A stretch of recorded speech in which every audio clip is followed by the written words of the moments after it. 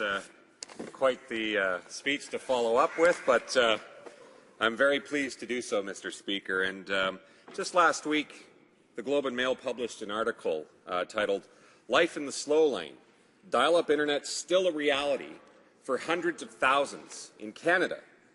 And the article explains both the alarmingly high number of Canadians who have no option but to use dial-up internet connections and the problems that face these Canadians as internet sites continue to add more data-reliant content. I know the problems faced by my constituents in my own riding travel just a few kilometres outside of the downtown core of Sudbury, and high-speed internet is non-existent.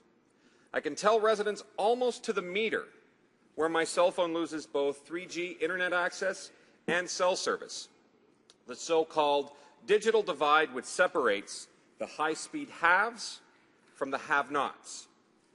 This has real repercussions, Mr. Speaker. Yes, people lose out on social media, but more importantly, businesses are unable to participate in the e-economy, and as more government services move online, people have less access to programs that their taxes fund.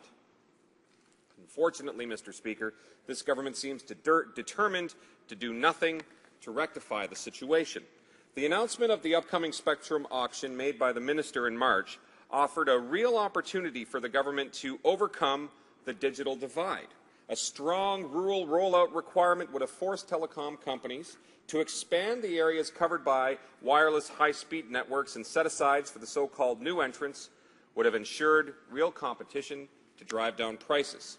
Instead, we got an announcement that, in trying to unsuccessfully please everyone, failed to deliver on any of its promises. The rural rollout component of the auction is so convoluted that it is actually unlikely to be met by any one company unless they act in concert with another telecom provider, and even then those firms will only be required to roll out new services to a percentage of areas which are already covered by their current high-speed networks. This rollout requirement should have been designed to ensure rural and suburban Canadians have access to these vital internet services. Instead, it can be met by building out service to Canada's urban cores.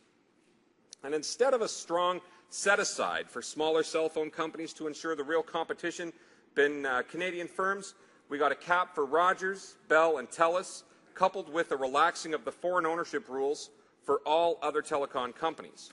In effect, Mr. Speaker, the government delivered a gold-embossed invitation to big foreign telecoms to buy spectrum and compete in Toronto, Vancouver and Montreal, while ignoring the concerns for Canadians living in rural areas and even in small urban centres like my riding of Sudbury.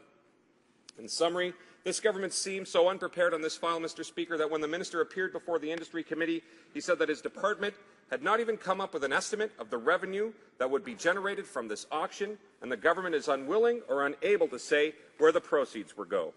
Mr. Speaker, this government still has time to rectify the situation, to strengthen the rural rollout component, to ensure real competition across the country, and to reinvest revenue to make Canada a digital leader.